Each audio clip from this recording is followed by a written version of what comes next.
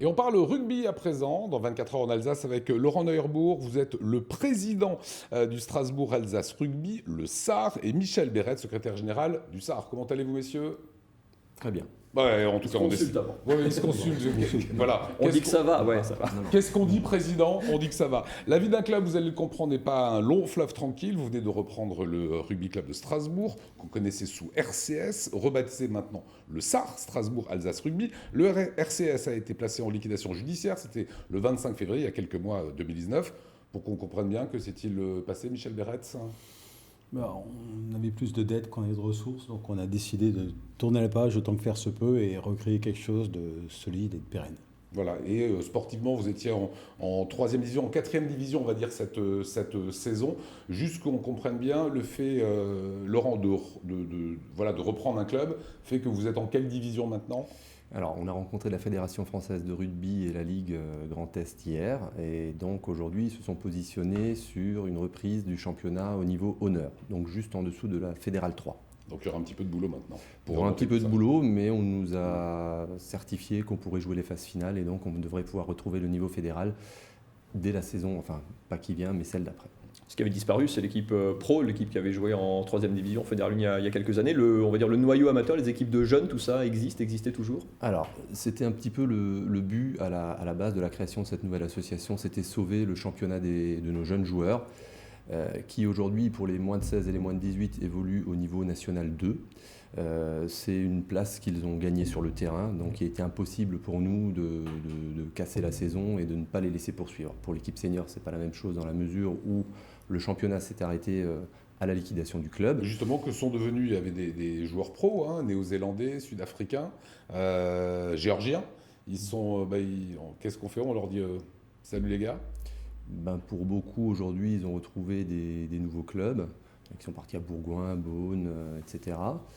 Il y en a l'un ou l'autre qui est encore en Alsace, mais ce n'est pas la majorité des joueurs. La plupart ont retrouvé un nouveau club. Le but, c'est se reconcentrer sur les équipes de jeunes ou c'est vraiment repartir sur le niveau, cette équipe en Fédéral 1 qu'on voit sur ces images? Alors ça, c'est cette saison en Fédéral 2, mais qui était en poule élite de Fédéral 1, il y avait un projet presque quasiment de rejoindre la Pro D2 à moyen terme. Ça, c'est quelque chose qui est toujours d'actualité ou c'est vraiment passé au second plan maintenant?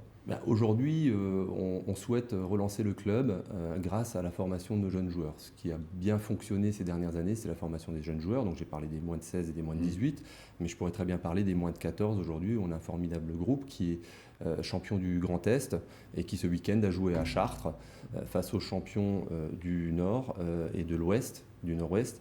Et donc c'est la seule équipe à n'avoir perdu aucun match. Donc on a aujourd'hui pour ambition de reconstruire le club grâce à nos anciens espoirs de l'année dernière, quelques anciens joueurs qui souhaitent rester avec nous, mais aussi avec toute la génération de jeunes joueurs qui viennent derrière. Michel Béret, comment on continue avec une école de rugby? Un club pro a souvent une école de rugby. Comment vous allez travailler sur celle-ci? Alors, on veut vraiment développer une logique de filière, effectivement, avec toute l'équipe de direction du nouveau club. On ne peut pas se précipiter vers une ambition de très haut niveau sans avoir consolidé tout ce qui nous a manqué de par le passé. Donc effectivement, on parlait d'école de rugby, on a une ambition de recrutement, d'enrichir l'école de rugby et de créer une filière complète de joueurs de haut niveau à Strasbourg, ce qui n'existait pas forcément aujourd'hui dans le bon tempo, puisque le tempo des jeunes n'est pas forcément le tempo des équipes professionnelles. Donc aujourd'hui, c'est effectivement rester au niveau où on se trouve et faire en sorte que ce niveau-là se déverse sur les équipes seniors qui elles-mêmes vont pouvoir monter progressivement au fur et à mesure que le niveau des jeunes augmente.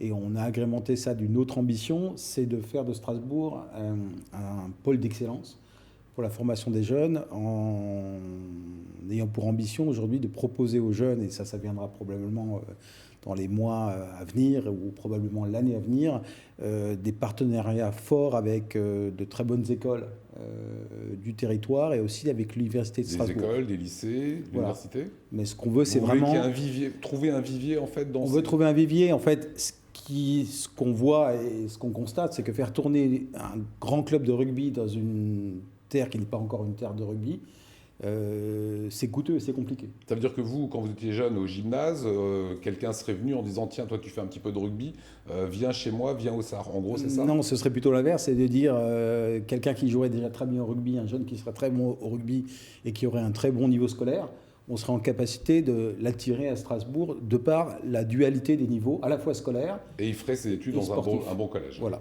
Avec Oui, mais- des débouchés après sur l'université aussi.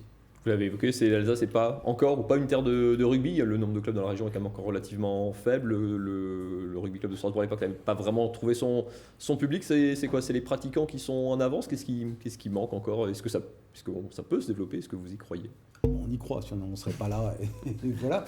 On Est-ce y que ça croit, peut oui, parce croître que en termes de pratiquants? clairement ça croît. C'est un sport qui naturellement croît le plus vite. C'est aujourd'hui les deuxièmes plus fortes audiences derrière le football en France. Mais effectivement, la densité de pratique n'est pas du tout la même que dans le sud-ouest.